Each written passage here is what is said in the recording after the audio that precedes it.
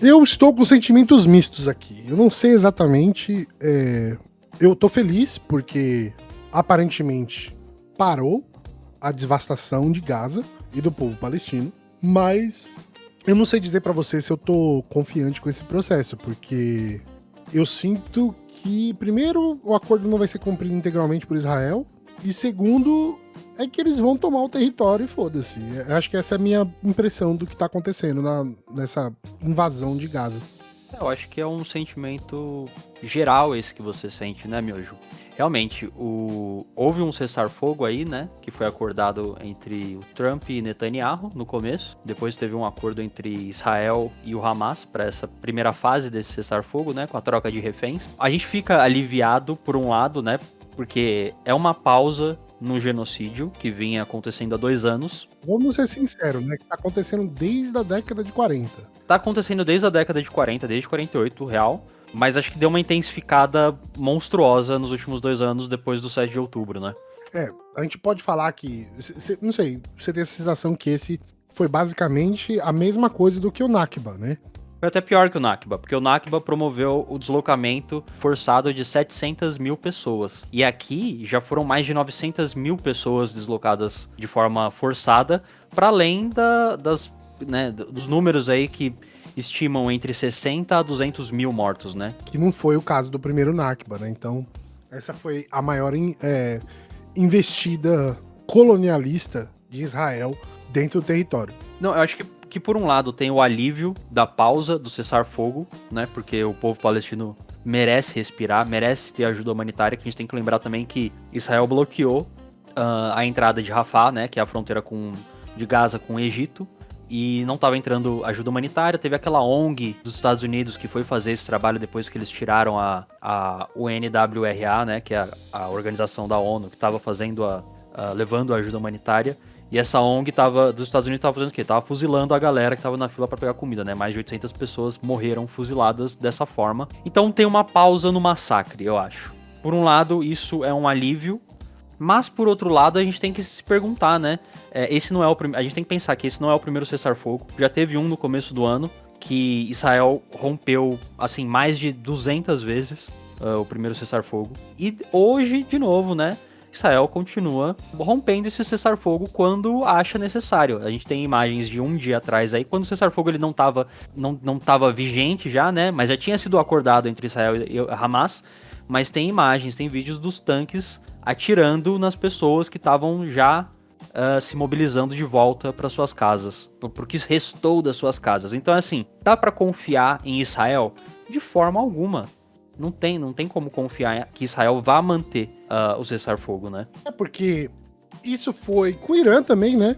O Irã também houve o cessar-fogo e o Israel foi lá e atacou. Exato. Então, eles fazem isso de forma programática porque Israel, ele é uma nação fascista. É isso. Ele é resultado de um fascismo e ele se estabelece como um Estado fascista, né?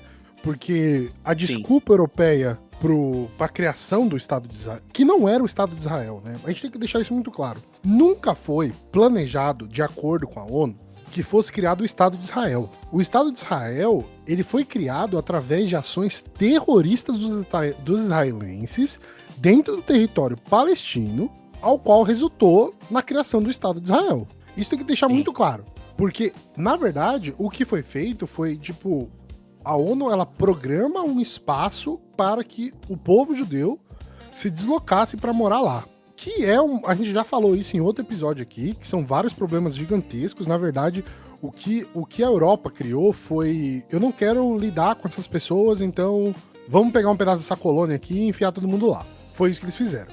Né? Na verdade, o processo de criação do Estado de Israel, de toda essa situação que nós vivemos hoje, ela é porque a Europa não sabe lidar com o diferente. E aí, não. Porque assim, gente, eles não são semitas.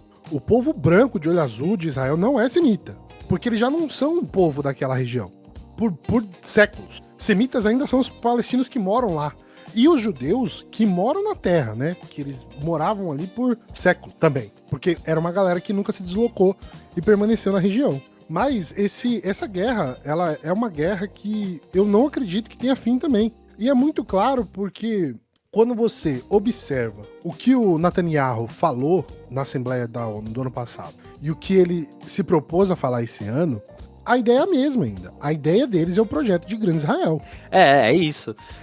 Para quem não sabe, a Grande Israel pega todo o território palestino, pega um pedaço do Egito, pega a Jordânia, pega um pedaço do Iraque, pega um pedaço da Síria, do Líbano e até um pedaço do Irã, da Jordânia, pega um pedaço da Arábia Saudita, um bom pedaço da Arábia Saudita também, acho que do Kuwait também, se eu não me engano. Israel nada mais é do que um projeto de expansão colonial na região, financiado pelo Ocidente. Baseado numa ideia imaginária de que aquilo é uma terra prometida. Tem o discurso religioso, né? Tem o argumento religioso que é muito forte, né? Até quando a gente vê um sionista falando, ele vai dizer que a identidade deles é essa, mas também tem a questão dos recursos naturais da região, né? Do Oriente Médio. No final, não é sobre religião. Não é sobre religião. É sobre recurso natural. Dinheiro. É capitalismo, gente. Quando começou o genocídio em Gaza, não sei se você ficou sabendo disso, Miojo, mas ali no mar, na costa de Gaza, é uma região onde tem muito gás natural. Então, eles começaram a fazer concessão para empresas dos Estados Unidos e da Europa para explorar o gás da região enquanto o genocídio está rolando. Assim, não é sobre religião, é sobre terra, é econômico a parada. E a gente falou sobre isso no outro episódio também, né? A gente falou brevemente sobre essa parada do gás ali, na faixa de Gaza, porque é no litoral de Gaza, né? No mar. É, isso. E o interesse absurdo que tem de usar esses recursos para uma finalidade única e econômica. Outro ponto interessante de se analisar é que aquela região é uma região de influência muito grande da China. Porque a China está tentando criar uma nova rota da seda, que é assim que é chamado. Essa nova rota da seda. A expansão da influência chinesa na região, ela não agrada, especialmente os Estados Unidos. Não é nem tanto a Europa, porque para a Europa, ela se beneficia com isso. Ela se beneficia com uma rota mais rápida dos produtos chineses chegando para eles, de trem. O grande problema é que os Estados Unidos não é feliz com isso. E essa é a função de Israel. A função de Israel se junta, né? São duas funções. A primeira função é basicamente você controlar, acho que são 3, talvez. Tô expandindo aqui, daqui a pouco são 4. Calma aí, Thiago. A primeira, a Europa não sabe lidar com o racismo e expulsa os judeus da Europa. Porque no final, o plano do Hitler deu certo. Sim. Bem ou mal, o plano do Hitler foi concretizado pela ONU. Não é como se houvesse algum tipo de divergência entre os europeus e as ideias do Hitler, né? Não, O grande problema, acho que, deles com Hitler foi que Hitler se voltou para eles depois do cessar-fogo com a União Soviética. Que não era o esperado, né? Não era o esperado, Expulsa os caras aí que a gente não tá vendo. A partir do momento que ele começou a conquistar os outros países, aí que o problema gerou. Então essa é a primeira função. Segunda função é essa ideia imaginária de um território que é prometido por um povo que, foda-se, que é a ideia abraânica de Israel. Fundamentalismo, né? Religioso isso. Exatamente, é o fundamentalismo religioso que é usado e justificado dentro do sionismo. E nós temos que deixar claros aqui que existe a diferença de um judeu e um sionita. O judeu é um povo tradicional, antigo, né? Que ele se reconhece através da religião. Pacífico pra caramba, né? E pacífico. E é pacífico. Então, os sionistas, eles não são gente. Igual nazista, né? A gente não pode tratar com humanidade quem primeiro se acha que acredita ser uma raça superior, que nem um dos ministros do governo do Netanyahu, o Smotrich, que é um dos mais... ele e o Ben-Gvir são os dois mais, assim, extremistas dentro do governo, muito mais extremista que o Netanyahu. Eles falam abertamente, eles não só falam abertamente em jogar bomba nuclear em Gaza, em exterminar, em matar de fome e o caralho, mas eles também falam assim, as leis do Tribunal Penal Internacional, que condenou o Netanyahu e o outro ministro, Yoav Gallant, pelo crime de genocídio, não se aplicam ao povo judeu, se aplicam ao resto da humanidade, mas não se aplica a nós, porque a gente é o povo escolhido de Deus. Então assim, né, fundamentalismo religioso pra caralho isso, né?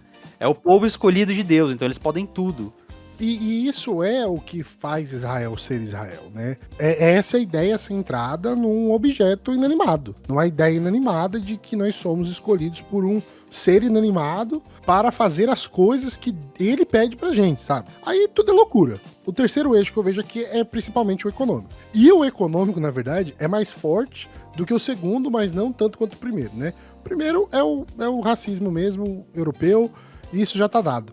Mas o final objetivo de tudo isso é uma expansão econômica de Israel. E impedir esse crescimento de outros países e dessa rota e da influência da China é muito importante para os Estados Unidos. E isso em torno do nome de Israel. E aí é assim que é instrumentalizado isso. E quem paga o preço? Neste momento, não se enganem, gente. Neste momento é o povo palestino.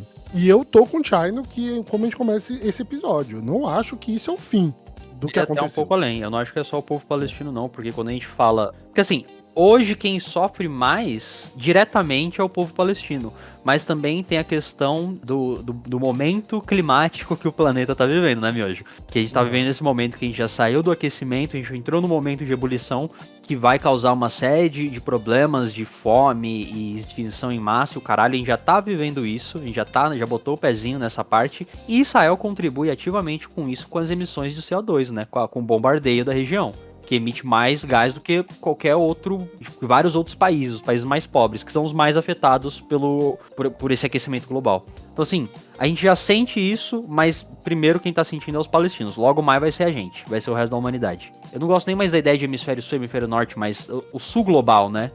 Não geograficamente, mas economicamente falando, né? Porque quem paga a conta são as colônias, né? Nunca é o império. Uhum. Isso é óbvio. Mas, o que nós temos que colocar agora em perspectiva? O povo palestino está voltando. Lembrando que a gente está gravando isso no dia 11 de 10 de 2025. Então a gente não sabe se já houve a troca dos prisioneiros. Acredito que ainda não. Mas quando esse episódio saiu, teoricamente deveria ter acontecido. Ah, sim, né? Sim. Teoricamente já deve ter acontecido, mas você sabia que Israel também já rompeu esse acordo? Porque tinha que ter liberado um médico e um outro ativista palestino que estavam na lista, e Israel falou que não vai soltar esses dois. Então, tá vendo? Então, qual que é a nossa expectativa daqui pra frente? Eu vou usar a minha análise baseado no que foi falado e no que não foi, do que já foi feito. Isso é muito importante. Por quê? Porque o projeto do Trump é um projeto imobiliário na faixa de Gaza. E esse projeto imobiliário, irmão, ele não vai ser pro povo palestino.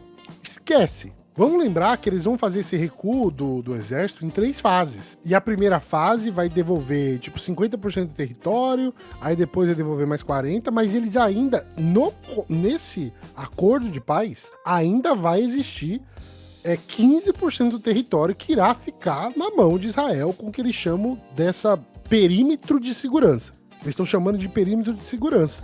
Tudo isso o Israel tem um marketing muito forte de dar os termos, né? Perímetro de segurança. Tipo assim, meu irmão, vocês não estão na posição. Assim, primeiro que eles dizem que as Forças Armadas de Israel é o IDF, né? São as Forças de Defesa de Israel. Que já é uma mentira, né? Essas forças não estão aí pra se defender.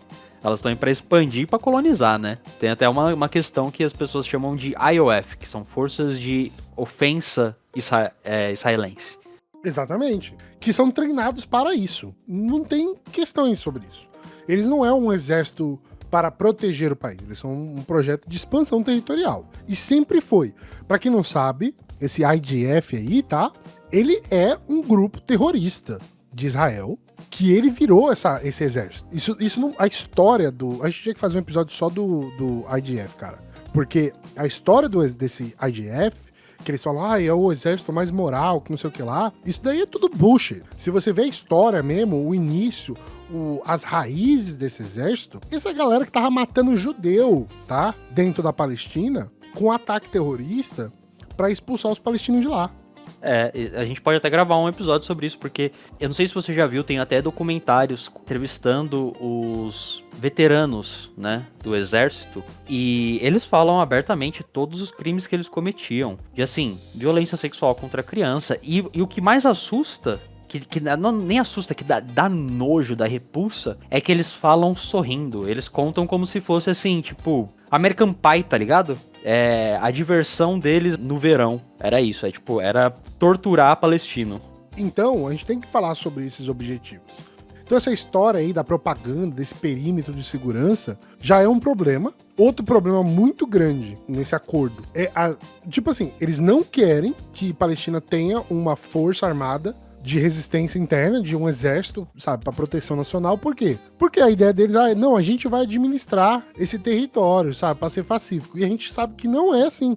Você sabe quem que tava cotado para ser o dirigente de Gaza nesse plano? Eu não sei se isso entrou ainda, mas estava sendo cotado a figura de Tony Blair, ex-primeiro-ministro da Inglaterra, que ficou conhecido como o açougueiro do Iraque, por conta de algum caso que aconteceu no Iraque. Mas assim, Tony Blair era o cara que estava sendo cotado para ser esse dirigente nesse Faz sentido, plano. né? Do ponto de vista de Israel, faz muito sentido. Faz sentido. Tá alinhado. Mas se a gente voltar na história, e não precisa voltar muito não, se você voltar 3 anos atrás, essa história aí de área de controle, de perímetro de segurança, de que esse território vai ser supervisionado, né? Porque não é administrado, né?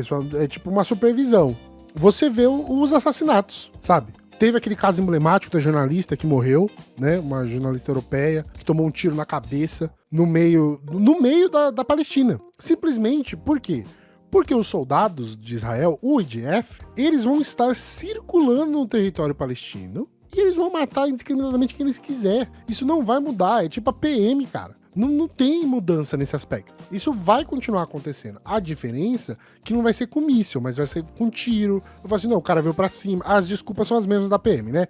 Mas se você quer descobrir como que o exército israelense faz as desculpas, é só você assistir policial falando que não fez o crime, tá ligado? É tipo, só isso. É a mesma coisa. Na verdade, os PM foram treinados, né? Também tiveram esse intercâmbio de tortura e assassinato com o exército israelense. Então, é a mesma coisa. Esse território agora, ele é problemático, porque já houve uma expansão dos colonos no meio da guerra. A galera tá vendendo terreno. Já faz 2 anos que a galera tá vendendo terreno no meio da Palestina. Não, e não é nem só em Gaza, né? A Cisjordânia, ela é constantemente ocupada e eles passam leis para tomar terra, para pegar essa terra, para criar mais colono, né? Sempre com aquela desculpa da lei do retorno. Então qualquer pessoa qualquer judeu no mundo pode retornar e ter um direito à terra em Israel. De onde vem essa terra? Pô, essa terra eles estão tirando dos palestinos, né? Eles estão expulsando as pessoas das casas e colocando colono. E sobre a Shirin, a jornalista, né, que levou um tiro de sniper na cabeça, ela estava identificada como imprensa da cabeça aos pés, junto com um grupo de imprensa. E eu não sei se você viu isso também, depois da morte dela, no enterro dela, as forças, o exército de Israel foi no enterro dela e começou a espancar as pessoas que estavam carregando o caixão dela. Até que o pessoal derrubou o caixão uma hora. Então assim, não é só o desrespeito em vida, é o desrespeito até no momento da morte, pós-morte, sabe? De uma jornalista. De uma jornalista, é isso. Porque assim, tipo, não tô falando que a jornalista tem... o direito à vida da jornalista é maior do que o direito à vida do povo palestino. Mas, teoricamente, você não faz isso porque isso dá uma repercussão horrível, né? Internacionalmente, porque precisa desse apoio internacional pra você existir. Principalmente naquela área de tantos conflitos. Mas o Israel, ele não tem moral nenhuma, né? Mano, no enterro da jornalista, a gente enfrenta essa cena. O que vocês acham que vai acontecer daqui pra frente? Você acha que vai ser diferente? Não vai ser diferente. O projeto é o mesmo. Eles já conseguiram destruir toda a faixa de Gaza, porque é uma faixa isolada e menor. E pelo fato desse território estar ali, é de interesse de Israel que não tem aquilo ali. Quando a gente avalia de forma mais séria sobre o que deveria ser feito, na verdade, a gente tem que reorganizar as fronteiras. A gente não pode aceitar essas fronteiras colonizadas como fronteiras reais, entendeu? A gente tem que ter um debate muito sério na comunidade internacional sobre o que vai ser o território palestino, e tipo assim, beleza, um monte de gente conheceu o Estado palestino, tá, e agora? O que vai acontecer com isso? Quais são os próximos passos pra essa situação? A gente vai ficar, beleza, aceitou, é nóis, beijo, tchau, e vocês se viram aí, porque todo o esforço histórico da criação de um Estado palestino e um Estado israelense foi negado por Israel. E os líderes que eram a favor disso, israelenses, foram assassinados pelo próprio Israel. Então, essa história aí de que... Essa narrativa de que o Israel fala de que a Palestina não quer paz, que o Hamas não quer paz, isso é uma mentira deslavada. Porque vários acordos foram impulsionados. Inclusive, o último líder israelense, o último primeiro-ministro israelense que falava sobre isso, o indício é que ele foi assassinado a mandado do próprio Netanyahu. Você sabia que antes dele ser assassinado, o carro dele foi atacado e quem tava junto da turba ali atacando o carro dele era o Ben-Gvir, que é hoje ministro. Então, assim, as figuras mais perniciosas do sionismo hoje estão no governo. São ministros. E estão na Câmara também, né? Você tem ali duas figuras que são pró-Palestina na Câmara, que são vozes vencidas, que não tem como fazer nada. A maioria é sionista radical extremista. E aí, eu acho que nessa situação, porque assim, não dá pra acreditar na palavra de Israel. Israel não vai cumprir esse cessar-fogo na sua totalidade. A gente já sabe que não está cumprindo, né? Já cometeu aí, como é que fala?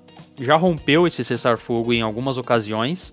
E eu acho que o que deveria ser feito, eu ainda fico com o discurso do Gustavo Petro na ONU, o presidente da Colômbia, que a gente precisa ter uma força humanitária para ir para Gaza. A gente precisa ter um exército humanitário de vários países, que vá para Gaza garantir a proteção dessas pessoas. Porque não dá para confiar na palavra de sionista. Não dá. Assim como não dá para confiar na palavra de um nazista, porra.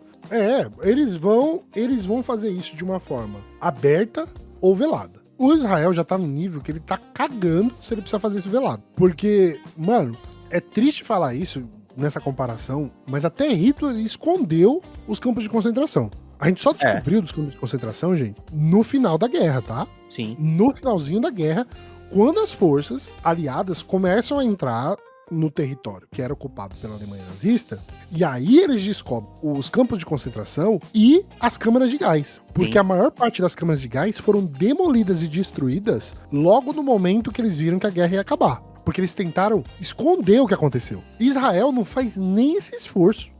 E se tiver fazendo esse esforço, quer dizer que tem alguma coisa muito mais sinistra debaixo dos panos. Tem porque os calabouços aí, né, que a gente pode nem chamar mais de prisão, essas porra que Israel tem. Os calabouços israelenses, eles são, assim, pode ter certeza que do que a gente viu em Gaza, a gente já viu um horror muito grande, né? Assim, absurdo. Então, o que eles não mostram que acontece nessas prisões, que já saiu algumas coisas, por exemplo, estupro coletivo de prisioneiro. Usar barra de ferro quente para violentar prisioneiro. Isso a gente tem vídeo, tem registro. É horrível e acontece. E se a gente vê essas coisas, o que será que de mais hediondo não acontece nesses lugares? A gente vê... Existe até uma comparação, né? O Hamas sequestrou 250 israelenses, mais ou menos. Tem cerca de 40 ainda com eles. Desses 40, Israel estima que 27 estão vivos. E os outros devem ter morrido em bombardeio, que já aconteceu. Mas quando a gente vê a soltura dos reféns que estão com Hamas, a gente vê pessoa saudável, minimamente saudável, andando com as próprias pernas, não tá desnutrida, não tem marcas assim de tortura horrenda. Pode ser que role alguma coisa, não tem como a gente dizer isso também. Mas em contraste com os reféns palestinos, que não são prisioneiros, porque são palestinos que são presos sem nenhum tipo de julgamento, sem nenhum tipo de acusação, eles só são presos preventivamente, vamos dizer. Quando a gente vê a soltura desses palestinos, ou sai de cadeira de rodas, ou é só pele e osso. É assim, é um contraste muito grande no tratamento aos reféns, sabe? Não existe um comparativo. Tem um comparativo justo, né? E assim, como Israel, ela é, antes de tudo, uma máquina de propaganda, e eles aprenderam isso bem com o Goebbels, né? Também é. Essa aí é a tia. A mamãe é os Estados Unidos. Aí é a tia-avó, né? Os Estados Unidos faz a propaganda também, e Israel ele acabou virando um mestre dessa tática, né? E aí, porque quem lembra o começo da guerra, você não lembra que eles estavam matando os bebês? Nossa, bebê decapitado, bebê carbonizado, mulher estuprada na frente dos familiares. Não existe uma entrevista com um familiar de refém que os caras corroboram essa visão. E aí é interessante a gente ver, né? Da onde vem a notícia dos bebês decapitados. Você sabe de onde é essa origem? É um soldado do exército israelense que fala isso. E aí o jornalista pede pra ver, e ele falou assim, não, vocês não podem entrar lá porque é zona militar, não pode entrar. Aí tem que confiar na palavra do assassino, caralho. É igual a PM de São Paulo. Você confia na voz do assassino, né? Então, a gente tem que ficar de olho, assim, não é uma vitória, gente. Não é, na verdade é uma derrota ainda, é uma derrota muito grande, principalmente para a comunidade internacional, principalmente para o povo palestino. As pessoas que estão desesperadas, elas estão felizes de poder, tecnicamente, voltar para a sua terra. Mas elas vão encontrar o que lá? Porque o Trump fez essa parada aí precisa que os países do Oriente Médio reconstruam um território. Mano, por que os países do Oriente Médio têm que reconstruir a faixa de Gaza? O que eles têm a ver com isso? Tá ligado? Mano, você quer intervir, tá ligado? Intervenha financeiramente, Estados Unidos. Ou se não, deixe muito claro que quem vai pagar a conta é Israel. Porque Israel fez isso sozinho. Deliberadamente, planejadamente. É que se Israel pagar a conta vai ser dos Estados Unidos. Porque os Estados Unidos é o principal financiador do genocídio. Exato. Mas até então, vamos dizer assim, né? Até então, olhando desse ponto de vista, foda-se, tá ligado? Os Estados Unidos vai pagar, foda-se. Então Israel paga e quem paga é os Estados Unidos. Eu não quero entrar nessa discussão. Mas que seja Israel que seja responsabilizado por isso. Aí você vai pegar os países do Oriente Médio, beleza. Então os países do Oriente Médio podem reconstruir Gaza. Então eles teoricamente, teriam que decidir qual que é o futuro da Gaza junto com o povo palestino. Não só Gaza, né? Na verdade, da Palestina. Do território palestino. Porque nós estamos aqui simplesmente falando de Gaza. Mas aí é um acordo que Israel e Estados Unidos não querem, né? Eles não querem que haja um acordo dos países do Oriente Médio para reconstruir Gaza. O que eles querem é só mandar o boleto. Ó, a gente cagou ali, agora vocês vão limpar. É isso. Exatamente. E isso é uma forma de imperialismo também. Porque se os países do Oriente Médio chegam e falam assim, não, por que a gente vai pagar isso? Pronto, você gera uma outra guerra. Porque os países do Oriente Médio vão fazer, não, vai fazer essa porra, não, foi Israel que fez esse caralho. Aí eu digo, não, vocês vão fazer porque eu quero. O Trump é isso, né? Vai fazer porque eu quero. Senão eu vou chorar, eu não posso chorar. Senão eu vou botar uma tarifa de 100% no seu país. Por acaso saiu hoje, né, pra China, tá? Mas botou mais 100 pra China, e a China deve estar tipo, meu irmão, bota aí, velho. Põe aí essas tarifas, velho. Vai, continua com essa merda. Então, tipo, estamos nessa situação ao qual a gente não sabe o que vai acontecer com a população de Gaza, que é o mais importante, que é os civis ali. Porque, novamente, o ideal é que sentem pessoas, imponham pra Israel os limites da sua barreira. E aí eu sou a favor dos dois. Ou você aceita que vai ter um Estado, e esse Estado não vai ser do tamanho atual, tá? Ele vai ser maior, porque a gente tem que deixar muito claro que o tamanho de Israel hoje é um tamanho ilegalmente conquistado. É porque nós vivemos, né? Nós que somos da geração da década de 80, final da década de 80, né? E começo da de 90, a gente já entende Israel como se fosse aquele território. Mas a gente tem que deixar claro que Israel não é aquele território, gente. Ele é menor. Ele é muito menor. Dois exemplos. Vou dar um exemplo antigo e um exemplo atual. Pega o filme do Indiana Jones, um dos filmes dos anos 80, quando tem uma cena ali, uma transição que tá passando, ele tá numa viagem e tá passando assim, vai mostrando o mapa mundi, a região que hoje, se a gente abrir o Google e vai estar escrito Israel, vai estar escrito Palestina, porque aquilo ali era Palestina. Hoje, se a gente abre o Google, vai estar escrito Israel. Indiana Jones tá aí pra te mostrar que aquilo é uma ocupação, tá? Exato. Tá aí. Aí vocês escolhem, porque basicamente o que eles fizeram foi o seguinte, eles pegaram o território palestino e chamaram de Israel. É isso que eles fizeram. E as Big Techs corroboraram isso, né? Porque o Google fez esse trabalhinho aí pra gente, né? De tirar o nome da Palestina, apagar e colocar Israel no lugar. E é recente isso. Isso vem de pós-2015, pelo menos, essa mudança. Ela é uma mudança muito recente. Quando você olha lá, e se você olha no mapa, tá, gente? Não existe Palestina, tá? Tá escrito faixa de Gaza, tá escrito Cisjordânia, mas não existe ali, tipo, Palestina. Existe Israel. É isso. Não tem... tipo, as Big Techs já colaboram com isso de uma forma muito clara. Porque se você apaga o nome do país, se você apaga o nome de um povo, isso é um processo, tá? Que o Brasil passou, né? Com a colonização, que os Estados Unidos passou. Mas eu vou dar um exemplo dos Estados Unidos, já que a gente tá falando disso. Só pra terminar esse episódio, Chay. Uhum.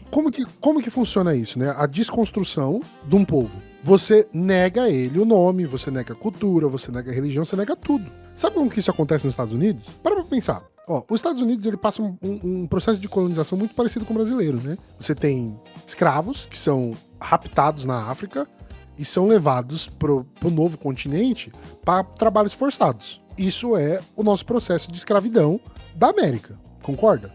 E aí tem um bagulho que é muito interessante. Existe umas características culturais que elas são muito diferentes entre os Estados Unidos e o Brasil nesse aspecto. Aí você fala assim, lógico, né? É diferente e tal. Os negros que foram pra lá não eram os mesmos que vieram pro Brasil. Mas não é só isso. Você pode justificar dentro desse prospecto, né? De que os negros, eles realmente, né? Quando eles eram mandados pra América, eles tinham uma seleção que eles não falassem o mesmo idioma, né?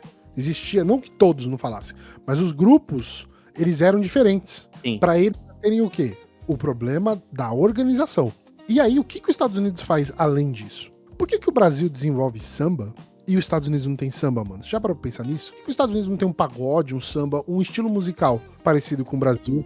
Ah, não, é verdade, é verdade. Eles têm o blues, né? O blues, o rock, o jazz. Mas é outra coisa. Não é a mesma coisa do samba. Instrumentos diferentes, a música é diferente, é isso. É isso. E por que isso acontece, mano? Quando eu estava nos Estados Unidos, né, eu fiz uma pesquisa sobre, né, a escravidão, né, a vida dos negros, o sistema colonial estadunidense. E aí eu descobri que era proibido nos Estados Unidos eles terem instrumentos que se referissem ou lembrassem os instrumentos africanos. Pronto. E os ritmos africanos, entendeu? E aí eles isso desenvolvem... isso é foda, velho, isso é foda. E aí eles desenvolvem o blues porque a única opção que eles tinham era tocar os instrumentos ocidentais, europeus. E aí eles desenvolvem o blues, por exemplo, é um exemplo disso, dentro da ideia de batidas dos tambores. Mas eles não podiam fazer, então eles estavam reproduzindo isso dentro dos instrumentos europeus. É assim, mais ou menos, que a semente, né, da germinação do blues, do rock, dessas expressões musicais que são negras. Tem raízes negras. Mesmo o Elvis Presley sendo a grande figura que você olha... Rei do rock, né? Rei do rock é meu ovo. É.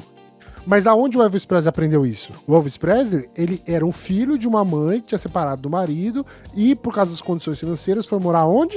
Em regiões pobres, aonde os negros moravam. Então o Elvis, ele escutou a música nas igrejas negras dos Estados Unidos. E isso desenvolve o estilo musical que ele absorve na sua carreira. Isso é muito louco, cara. Então, apagar a história, apagar a cultura, apagar suas raízes é um processo fundamental para o processo de colonialismo. Isso acontece em muitos lugares do mundo ainda hoje, tá? Não só na Palestina, mas na Armênia, no Azerbaijão, ali, na treta deles. Acontece na Turquia também, com os curdos, né? O alfabeto, se não me engano, o alfabeto curdo, ele tem algumas letras a mais do que o alfabeto turco. E aí, o Erdogan teve uma época que ele baniu essas letras a mais, exatamente para proibir a expressão cultural dos curdos, né? Que eles negam o direito de autodeterminação até hoje. Exatamente. Então, gente, vamos ficar de olho no que vai acontecer. Novamente, nada está claro sobre o que irá ser feito com a população de Gaza ou com esse espaço. E agora você pode colocar aí no calendário para ver quando que eles vão novamente violar o cessar-fogo, beleza?